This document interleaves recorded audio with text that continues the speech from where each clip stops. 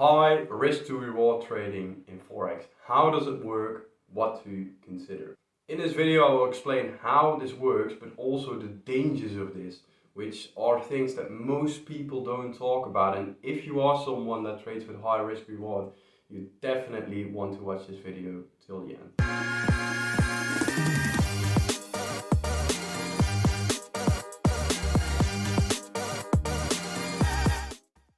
Right, I will be talking about so-called smart money trading, the dangers of high risk to reward trading, and the better path to take. And of course, I will give you a bonus at the end. By the way, are you enjoying my videos? Then subscribe so you don't miss anything. Alright, so smart money trading. This is something that's like so popular these days, and everyone calls themselves an institutional trader. Meanwhile, they're sitting at home trading with a €1,000 account and call themselves institutional trader, which is of course ridiculous. Or they'd be like, oh, I trade the market maker method, like really market maker method. And they're like, then they're on the 5-minute time frame predicting directional moves. Like it doesn't make any sense. And with this smart money thing, it became even more ridiculous.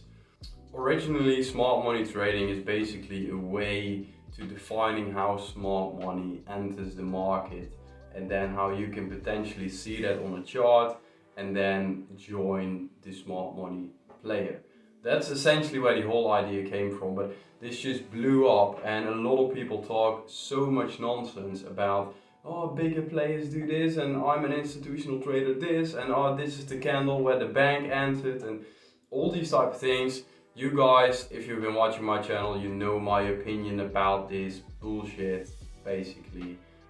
There is no such thing as a bank candle. Like, that's just ridiculous.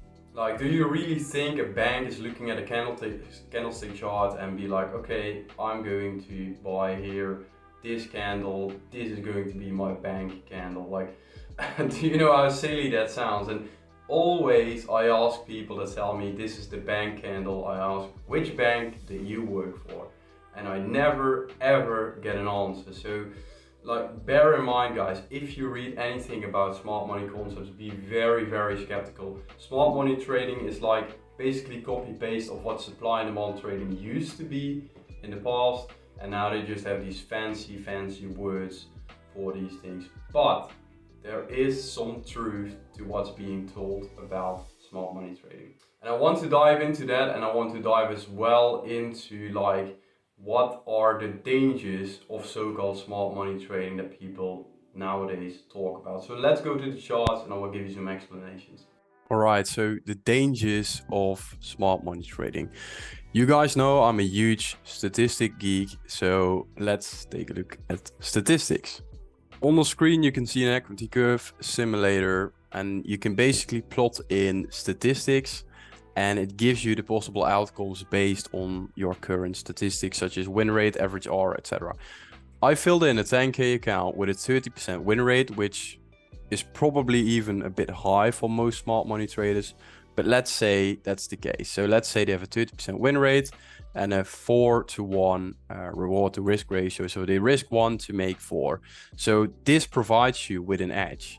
I take a look at the next 100 trades, 100 different outcomes, risking 1% a trade. Now, as you can see, the black line in the middle is the average. And as you can see, over a term of 100 trades, this is profitable.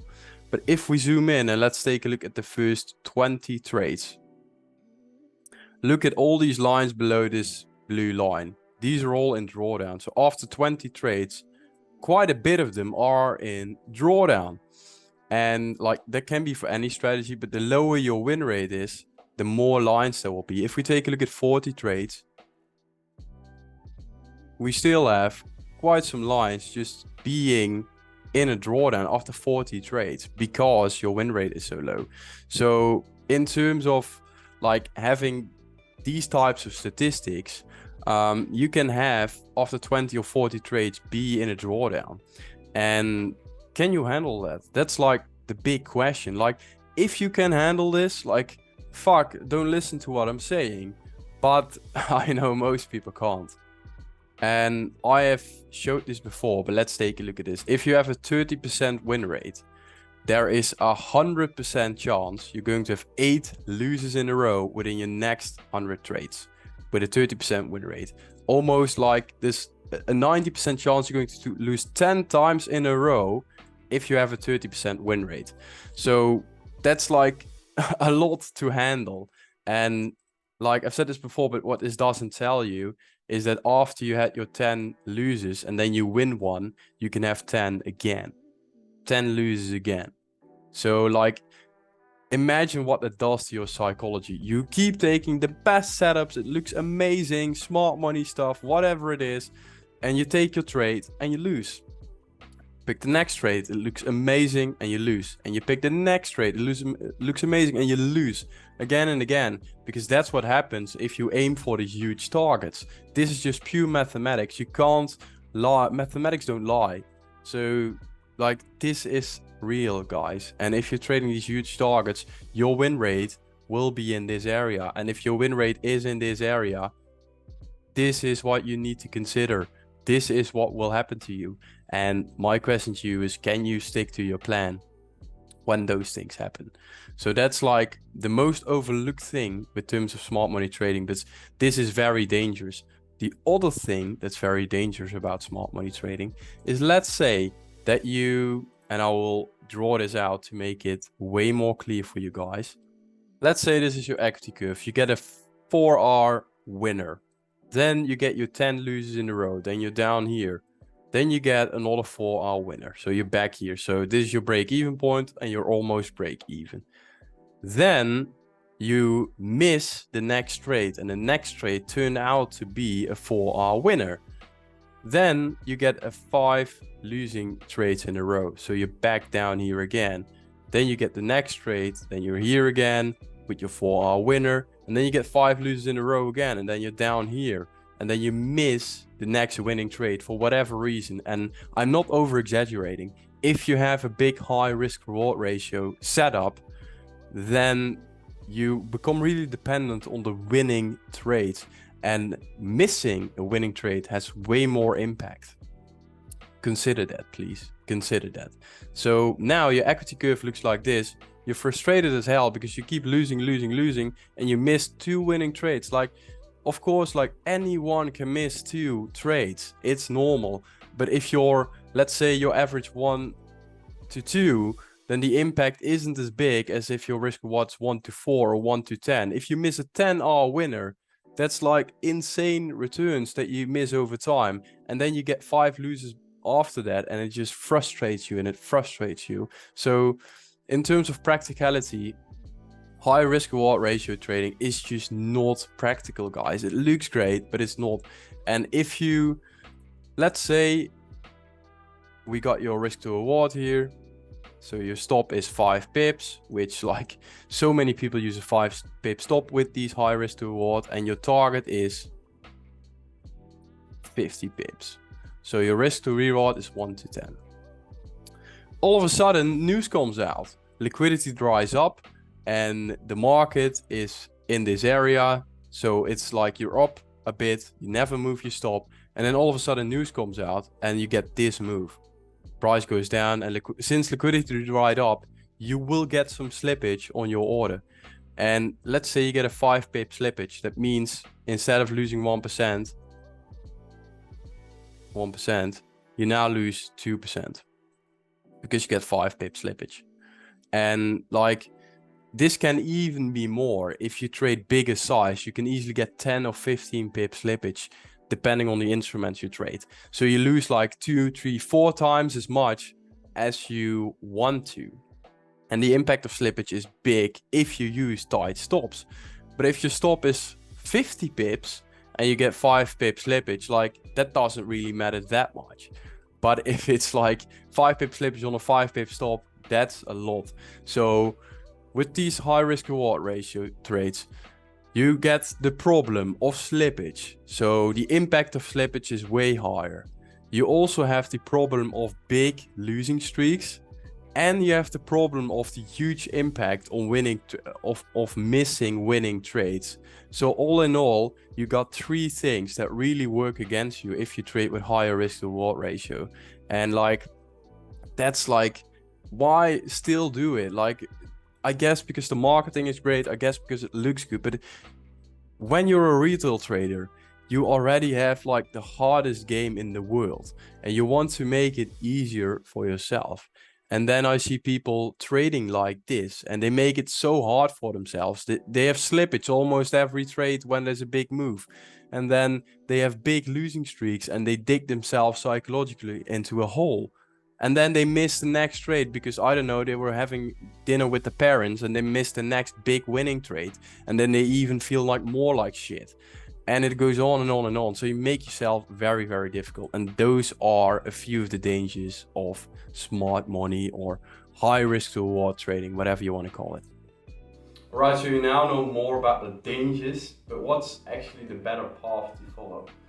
In my opinion, if you just have a strategy that gives you like 40, 50, 60% win rate and then maybe around 2R on average, that's like the best way to go about it. If you have a 40% win rate with a 2R, you make money in the long run. If you have a 50% win rate with a 1.5R on average, you make money in the long run. If you have a 60, 65% win rate with a 1-to-1, you make money in the long run. It doesn't have to be complicated.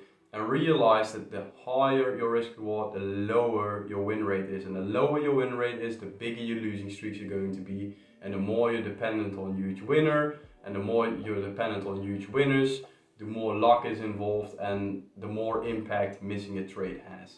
So it all looks good on paper to have a big high risk to reward ratio, but in terms of practicality, it's just shit, basically. So I think like aim for a win rate between 40 and 60%, of course higher would be great. Combine that with a decent R, so you get a positive expectancy in the long run. And from my experience, from my opinion, this is like the threshold you should be aiming for in terms of returns, like stable returns, but also in terms of psychology, like how much losing you will get, etc, etc. That's the path you can take. Yes, you can use smart money concepts for this. You can identify key supply and demand zones, and you can identify so-called false breakouts and build an entire strategy around this that can provide you with this positive expectancy. But it's not that you aim for a huge target. You basically use similar concepts, so probably supply and demand trading.